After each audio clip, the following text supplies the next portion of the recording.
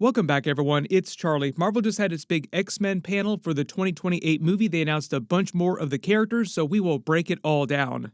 Right on schedule, I got my Cyclops visor in the mail. Thank you very much, Marvel.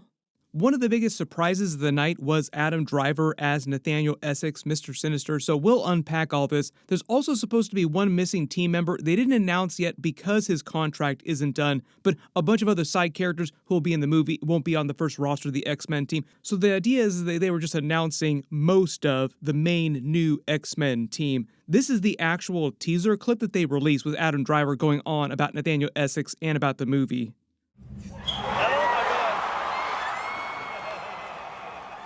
Hey, D23, haven't told me to show up for X-Men, I just assumed you met on set. So instead of being with you all there in California, I'm here.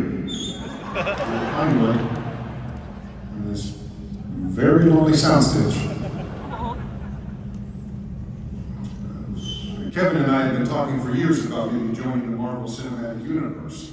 And I think we finally found the perfect film at the perfect time with characters I care very deeply about. So I'm very excited to be playing the role of Magneto. Going again? Right. Even better. Nathaniel Milbury. So, I'll be right here. Waiting for everybody to show up. Enjoy your weekend, D23. Notice during that he says he's playing Nathaniel Essex, not Mr. Sinister, which makes me wonder what he's going to look like during the movie, if he'll be disguising himself to look more human for some of the movie, and then he'll do the big heel turn reveal later in the film, and you'll see him look like he does during the comics. Canonically, Mr. Sinister can change his appearance. He can look like whatever he wants to look like, so it'd be normal if he just shows up looking like Adam Driver, then later in the movie he reveals his true appearance.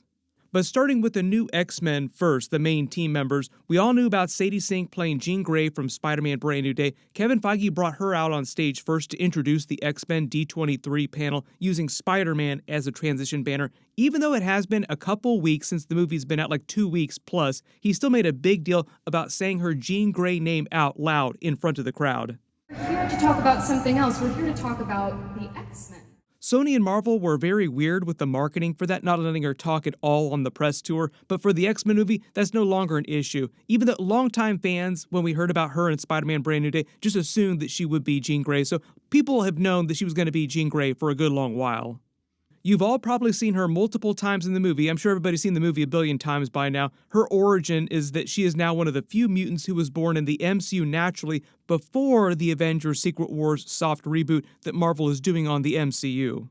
Marvel has not revealed if any of these other new X-Men team members will appear in Avengers Doomsday or Secret Wars before the soft reboot, but my bet is no, and maybe just Sadie Sink Jean Grey has a cameo in Secret Wars, and they just save all the other major X-Men characters and mutants for after Secret Wars.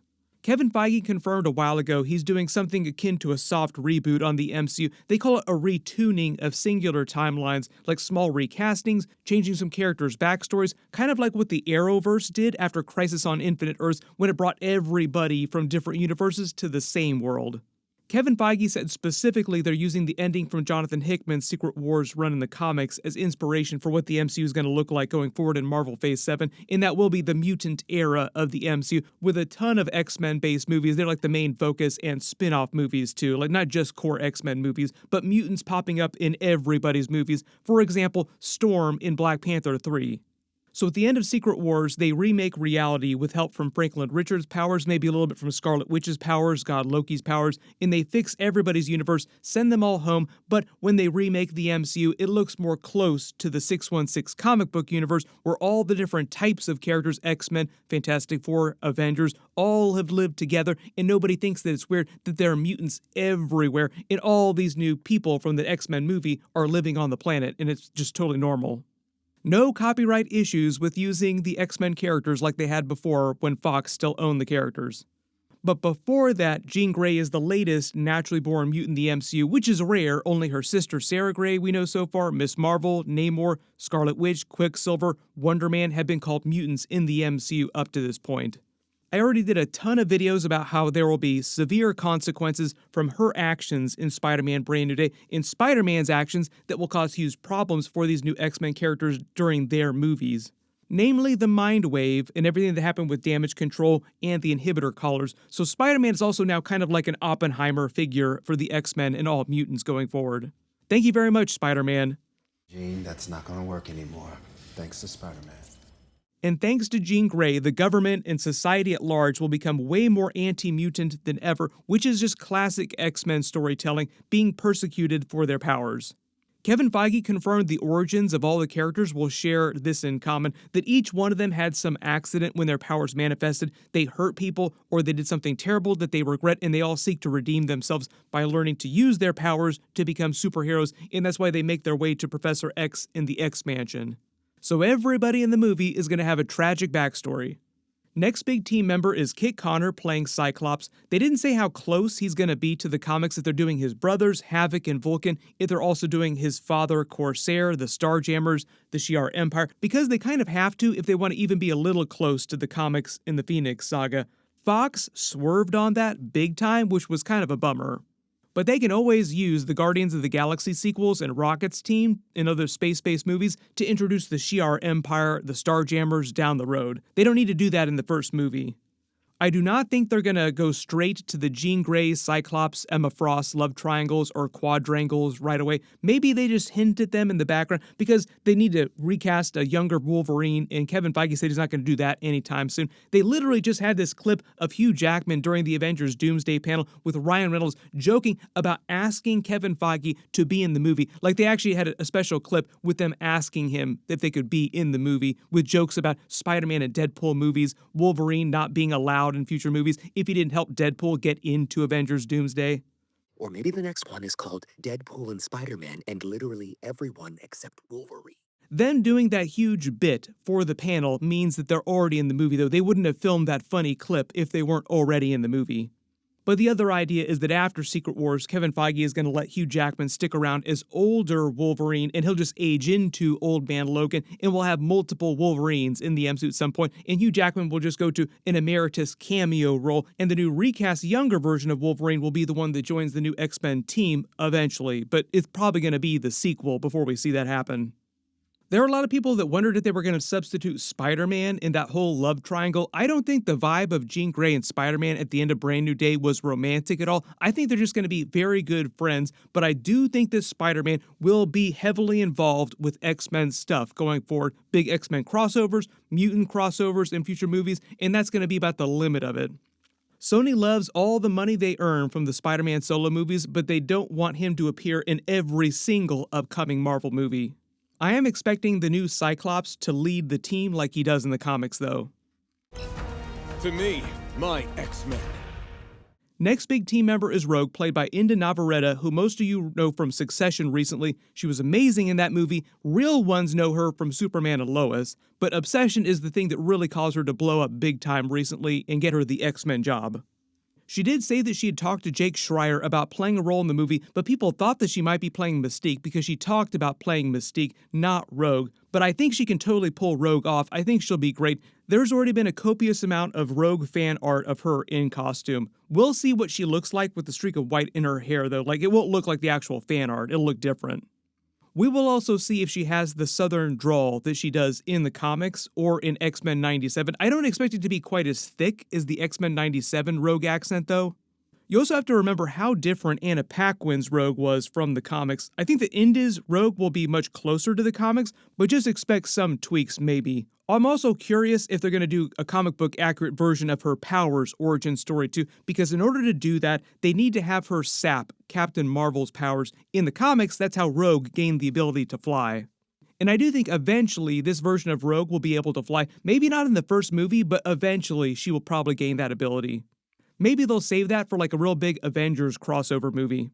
And because they are doing Rogue, I do think they'll eventually cast a younger Gambit, but I think Kevin Feige said he won't be in this first new X-Men movie because Channing Tatum Gambit is going to be the only version they're doing for a little while. Whoever this new Gambit winds up being down the road, I'm sure he will also make a name for himself. Next really big team member is Storm, played by Maya Boyd, who I wasn't really familiar with before this. She hasn't done a ton of movies or TV shows. She's primarily a theater actress, and all the actors actually share that in common, like they're all big theater backgrounds. Storm is probably going to be one of the most popular X-Men characters next to Wolverine, like super popular X-Men characters. Everybody's been wondering who was going to play her, so Maya Boyd was a big surprise unknown. Ryan Coogler was also supposedly part of her casting process, and he might be using her during Black Panther 3, which is releasing in December 2028 after the new X-Men movie, which is releasing in May. The X-Men movie will be the first big Marvel movie after Secret Wars, starting off the mutant era of the MCU, which makes sense. Then after that, mutants will pop up in future movies after that, other X-Men characters. They'll show up all over the place. I do think long-term this means they'll do the Storm and Black Panther relationship. Ryan Coogler is also introducing the adult version of Chadwick Boseman's T'Challa, his son, also named T'Challa, played by David Johnson. He will take the mantle during Black Panther 3 and eventually become King of Wakanda. Next big team member is the leader, technically, Professor X, played by Christopher Abbott, who is also primarily a theater actor, but also just played Foreigner during the Kraven movie. It's Kraven time, everybody. It's Morbin time. My assumption is that because Kevin Feige and the Marvel people are being so careful about casting S-tier actors for this new X-Men era, it's such a big deal for them that Christopher Abbott is probably secretly a very good actor. In the Kraven movie, just gave him nothing like crap to work with in a nothing character, like a bit part.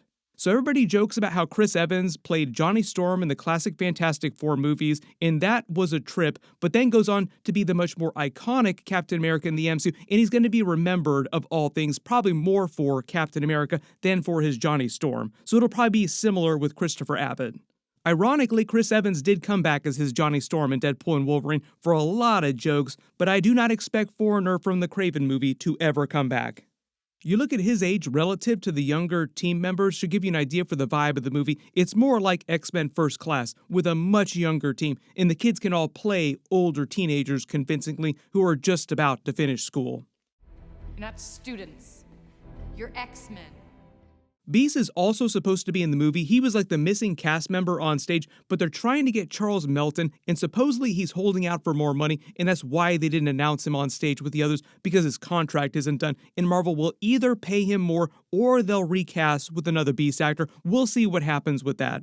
Next really big character is Samara Weaving as Emma Frost. I don't think that she's going to be on this new X-Men team in the movie. I think they'll do a version of Hellfire Club, or she starts off as a neutral or even antagonistic character, but eventually does work with them, like her arc in the comics in further sequels. Emma Frost didn't actually start doing very good things until the Generation X era in the 90s, and didn't actually join a real X-Men team until Grant Morrison's run in the early 2000s.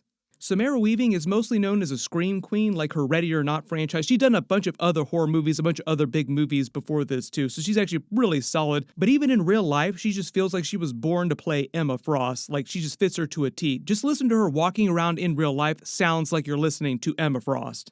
There was also a funny clip of her talking to Chris Evans backstage at D23. Canonically, Captain America calls Emma Frost Mommy too.